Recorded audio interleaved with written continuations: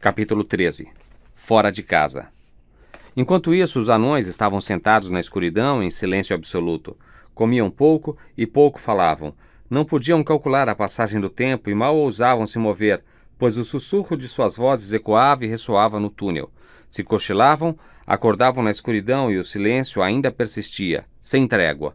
Por fim, depois de dias e dias de espera, ao que parecia, quando estavam ficando sufocados e tontos por falta de ar, não puderam mais aguentar. Teriam recebido quase com alegria os ruídos do retorno do dragão. No silêncio temiam algum truque maldoso dele, mas não podiam ficar ali sentados para sempre.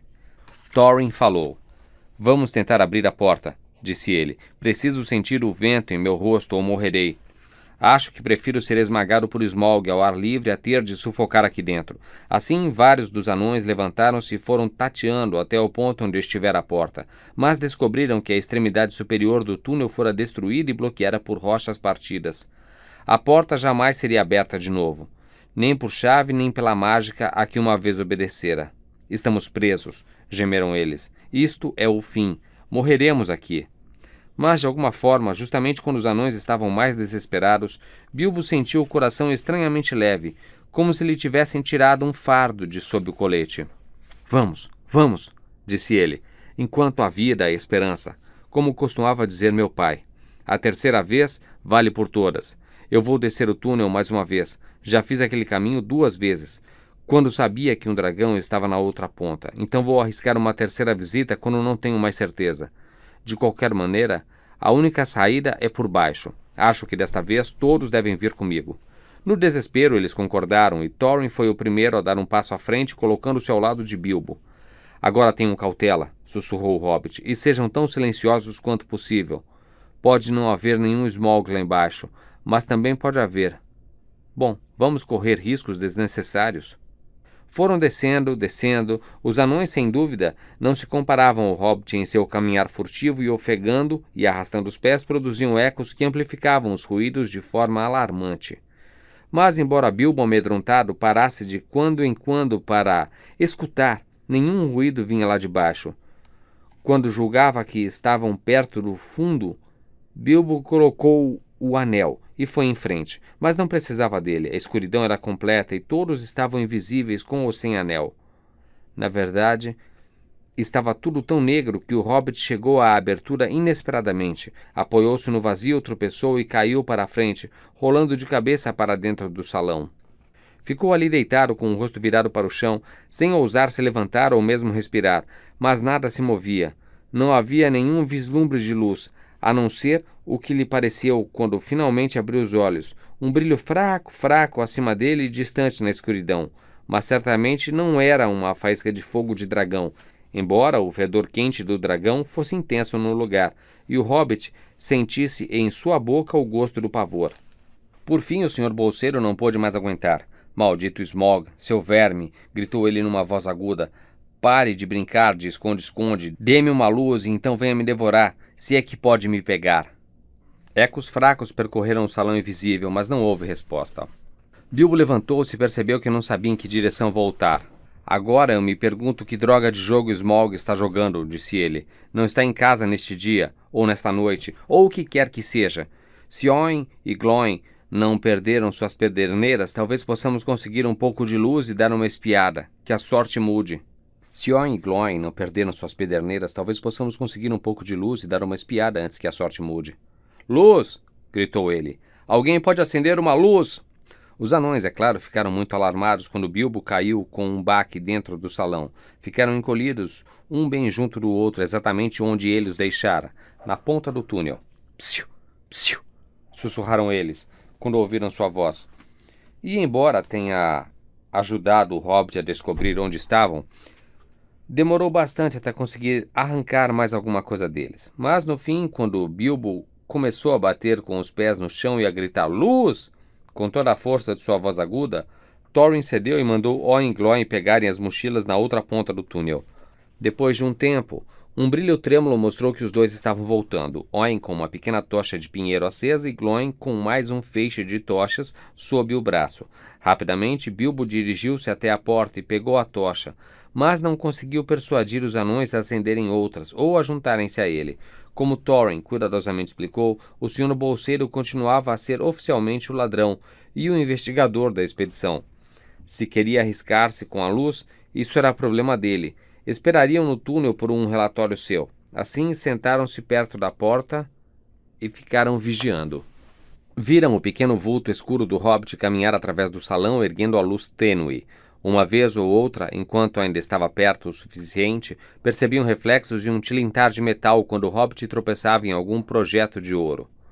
A luz tornava-se menor à medida que ele se afastava no amplo salão. Depois começou a subir, dançando no ar. Bilbo estava escalando o grande monte do tesouro. Logo, estaria no topo. E ainda ia na frente. Então, viram-no parar e abaixar-se por um momento, mas não sabiam o motivo. Era a Pedra Arquém, o coração da montanha. Foi o que Bilbo imaginou pela descrição de Thorin, mas realmente não poderiam existir duas pedras iguais àquela, mesmo num tesouro assim tão esplêndido, mesmo em todo o mundo. Durante toda a escalada, o mesmo brilho branco reluzia diante dele, atraindo seus passos, lentamente. Ele cresceu, transformando-se num pequeno globo de luz pálida. Agora, à medida que ele se aproximava, uma faísca bruxuleante de muitas cores tingia sua superfície, refletindo e partindo a luz oscilante da tocha. Por fim, o hobbit olhou para baixo e quase perdeu o fôlego. A grande pedra brilhava diante de seus pés com uma luz própria que vinha de dentro dela e, mesmo assim, cortada e lapidada pelos anões, que a haviam retirado do coração da montanha há muito tempo atrás, ela captava toda a luz que caía sobre a superfície, transformando-a em 10.000 faíscas de brilho branco, tocado pelas cores do arco-íris. De repente, o braço de Bilbo foi na direção dela, por seu encantamento. Não podia envolvê-la em sua pequena mão, pois era uma pedra grande e pesada, mas ele a ergueu, fechou os olhos e a colocou no bolso mais fundo que tinha. Agora sou mesmo um ladrão, pensou ele, mas acho que devo contar isso aos anões qualquer hora. Eles realmente disseram que eu poderia pegar e escolher minha parte, e acho que eu escolheria isto, mesmo que eles ficassem com todo o resto. Mesmo assim, tinha a incômoda sensação de que poder pegar e escolher não significava aquela pedra maravilhosa e de que aquilo ainda lhe causaria problemas. Ele prosseguiu novamente, desceu pelo outro lado do monte e o brilho de sua tocha desapareceu da vista dos anões, mas logo o avistaram na distância outra vez. Bilbo estava atravessando o salão. Ele continuou até chegar às grandes portas do outro lado, e ali uma corrente de ar o refrescou, mas quase apagou a luz da tocha. Espiou timidamente e viu de relance grandes corredores e o começo indistinto de amplas escadas que subiam para dentro da escuridão. E ainda não havia nenhum sinal ou ruído de Smaug. Ele estava quase se virando para retornar quando uma figura negra precipitou-se contra ele, roçando seu rosto. Deu um grito e pulou. Tropeçou e caiu para trás. A tocha caiu e se apagou. Apenas um morcego, imagino e espero, disse ele arrasado. Mas agora o que vou fazer? Para onde ficam o leste, o sul, o norte e o oeste? Thorin, Balin, Oin, Glóin, Fili, Kili, gritou ele o mais alto que podia. Um débil ruído na vastidão negra. A luz se apagou. Alguém vem ao meu encontro! Socorro! Naquele momento, a sua coragem o abandonara completamente. Os anões ouviram vagamente seus gritos, embora a única palavra que conseguiram entender fosse socorro. Agora, que diabo terá acontecido? Perguntou Thorin. Com certeza não foi o dragão, ou ele não continuaria gritando. Esperaram 1 ou 2 instantes, e ainda não ouviam ruídos do dragão. Na verdade, não ouviam som nenhum, exceto a voz distante de Bilbo. Venha, algum de vocês, arranje mais 1 ou 2 luzes, ordenou Thorin. Parece que temos de socorrer nosso ladrão. Agora é nossa vez de ajudar, disse Balin. E estou disposto a ir. De qualquer modo, espero que não haja perigo, por enquanto. Glóin acendeu várias outras tochas e então todos saíram, um por um, e caminharam junto à parede, tão rapidamente quanto podiam. Não demorou muito para encontrarem o próprio Bilbo vindo em sua direção. Havia recuperado a calma assim que vira a luz das tochas. Apenas um morcego e uma tocha caída, nada de mais grave, disse ele em resposta às perguntas. Embora ficassem muito aliviados, sentiam-se inclinados a se irritarem por terem sido assustados por nada. Mas não sei o que teriam dito se ele lhes contasse sobre a pedra Arquém. O simples vislumbre do tesouro enquanto avançavam reacendera todo o fogo de seus corações de anões, e quando o coração de um anão, mesmo o mais respeitável, é despertado por ouro e por pedras preciosas, ele de repente torna-se audaz e até feroz. Na verdade, os anões não precisavam mais serem instigados. Todos estavam agora ávidos por explorar o salão enquanto tinham a oportunidade e dispostos a acreditar que, por enquanto, Smaug estava fora de casa. Cada um segurava uma tocha acesa e, enquanto olhavam, primeiro de um lado e depois do outro, esqueceram-se do medo e até da cautela. Falavam alto e gritavam uns para os outros, pegando os antigos tesouros do monte ou da parede e erguendo-os na luz, acariciando-os e tateando-os. Phil e Kili estavam quase de bom humor e, ao encontrarem ainda penduradas ali muitas harpas de ouro com cordas de prata, pegaram-nas e tocaram. Como eram mágicas e também não tinham sido tocadas pelo dragão, que tinha pouco interesse em música, ainda estavam afinadas. O salão escuro, que havia muito silenciara, encheu-se de melodia. Mas a maioria dos anões era mais prática. Ajuntavam pedras e enchiam os bolsos, deixando cair entre os dedos, com um suspiro, o que não podiam carregar. Thorin não ficou atrás, mas o tempo todo vasculhava de um lado para o outro procurando alguma coisa que não conseguia encontrar. Era a pedra Arquém, mas ele ainda não a mencionara a ninguém. Agora os anões tiravam das paredes cotas de malha e armas, e se armavam com elas.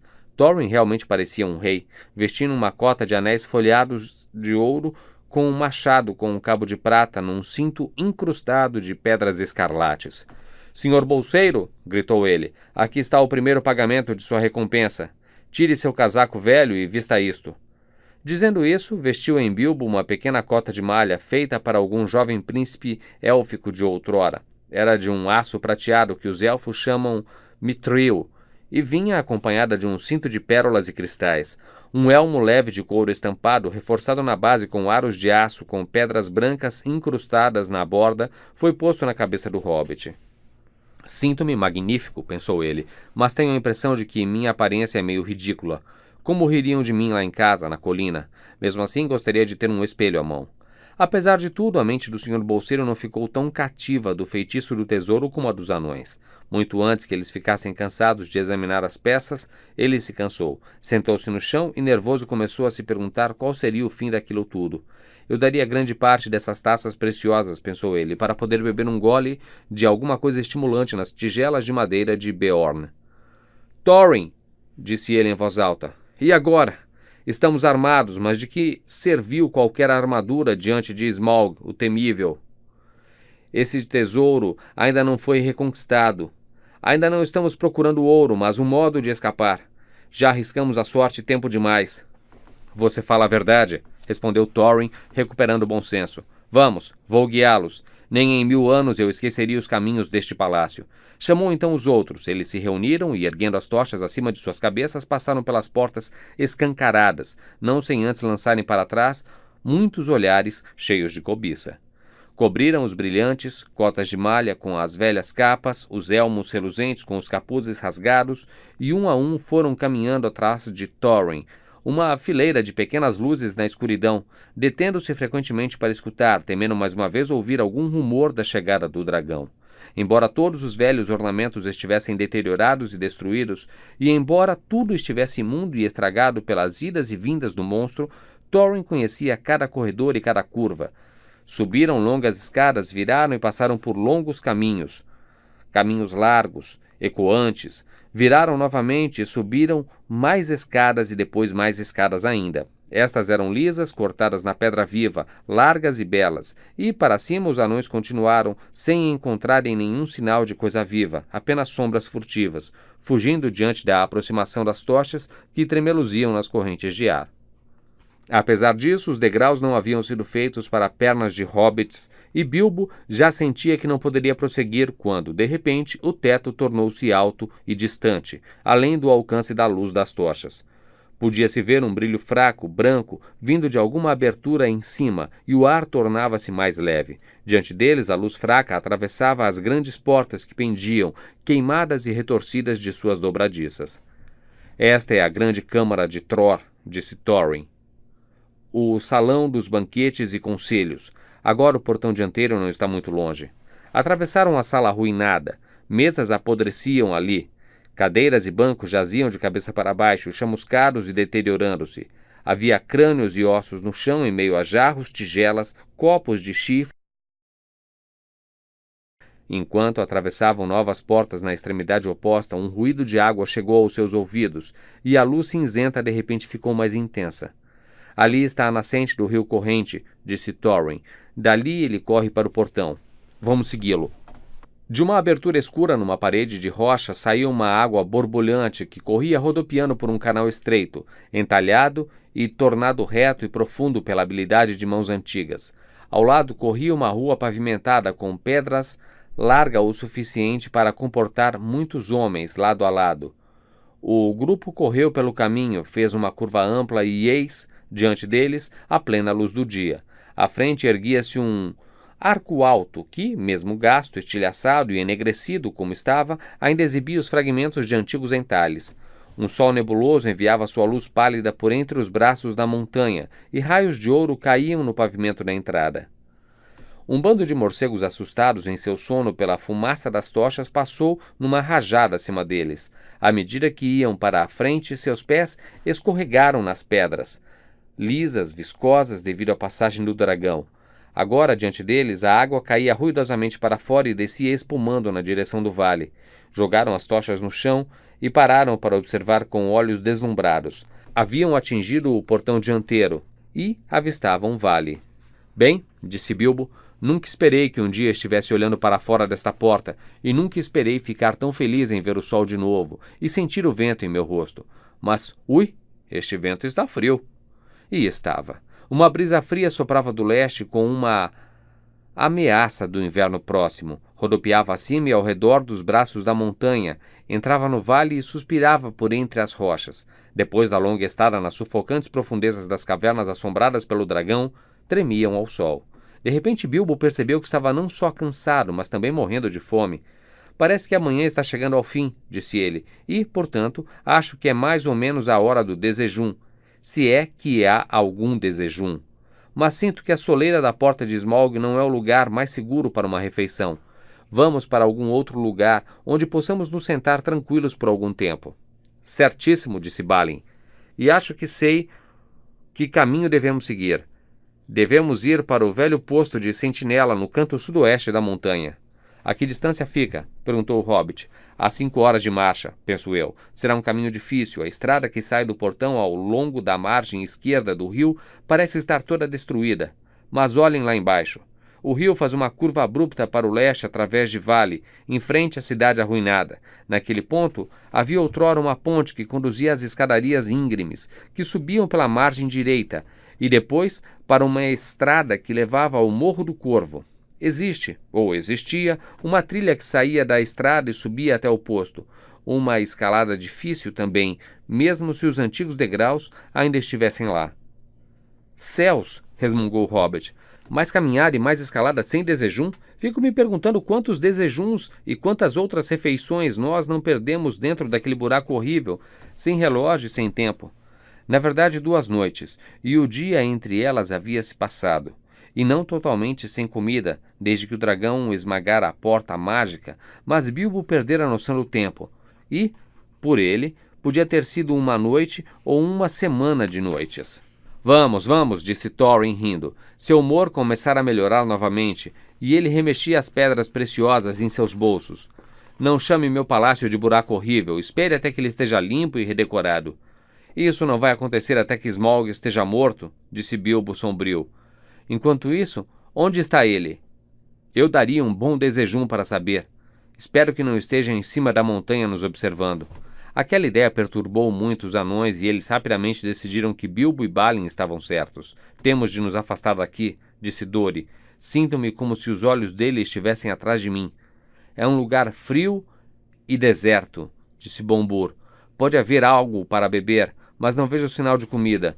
Um dragão sempre estaria faminto nestas partes. Vamos, vamos, gritaram os outros. Vamos seguir a trilha de Balin. Sob a muralha rochosa à direita não havia trilha, então seguiram em frente, com dificuldade por entre as pedras do lado esquerdo do rio, e o vazio e a desolação logo aquietaram até o coração de Thorin. Descobriram que a ponte mencionada por Balin caíra muito tempo atrás e a maioria de suas pedras agora era apenas blocos na correnteza rasa e ruidosa. Mas atravessaram a água sem grandes dificuldades, encontraram os antigos degraus e escalaram a margem alta. Depois de trilharem um breve trecho, atingiram a antiga estrada e logo chegaram a um vale pequeno e estreito, abrigado entre as rochas. Ali descansaram por algum tempo e fizeram o desjejum que foi possível. Crã e água, principalmente. Se querem saber o que é crã, só posso dizer que não conheço a receita, mas que é abiscoitado. Conserva-se por tempo indeterminado. Supõe-se que seja nutritivo e com certeza não tem graça nenhuma, sendo, na verdade, muito desinteressante. Exceto como exercício de mastigação. Era feito pelos homens do lago para longas viagens.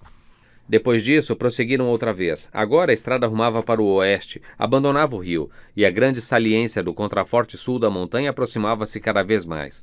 Por fim, alcançaram a trilha do morro. A escalada era íngreme, e eles avançavam com esforço e devagar, um atrás do outro, até que chegaram no final da tarde, ao topo da cordilheira, e viram o sol de inverno descendo para o oeste. Ali encontraram um local plano sem nenhuma parede em 3 lados, mas protegido ao norte por uma face rochosa, na qual havia uma abertura semelhante a uma porta. Daquela porta tinha-se uma ampla vista de leste, sul e oeste.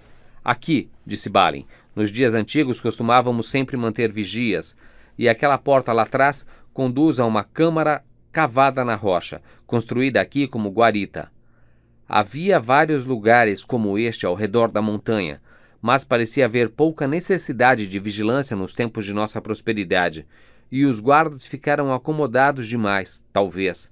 Do contrário, talvez fôssemos prevenidos sobre a chegada do dragão muito antes, e as coisas poderiam ter sido diferentes. Ainda assim, agora podemos ficar escondidos e abrigados por algum tempo, e veremos muito sem sermos vistos. Não vai adiantar muito se formos vistos vindo para cá, disse Dori, que estava sempre olhando para cima na direção do pico da montanha, como se esperasse ver Smaug empoleirado, como um pássaro num campanário. Temos de correr esse risco, disse Thorin. Não podemos avançar mais hoje. Apoiado! Apoiado! Exclamou Bilbo, jogando-se no chão. Na câmara de pedra haveria espaço para uma centena e havia uma sala menor, mais para dentro, mais retirada do frio. Estava completamente deserta. Nem mesmo animais selvagens pareciam tê-la usado durante todos os dias do domínio de Smaug.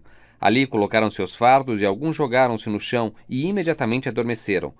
Mas os outros ficaram sentados perto da porta externa, discutindo seus planos. Durante toda a conversa sempre voltavam ao mesmo ponto. Onde estava Smaug? Olhavam para o oeste e nada viam. Olhavam para leste e nada viam. E ao sul não se via nenhum sinal do dragão, mas um ajuntamento de muitos pássaros. Ficaram olhando, perplexos, mas não estavam mais próximos de compreender o que estava acontecendo quando surgiram as primeiras estrelas frias.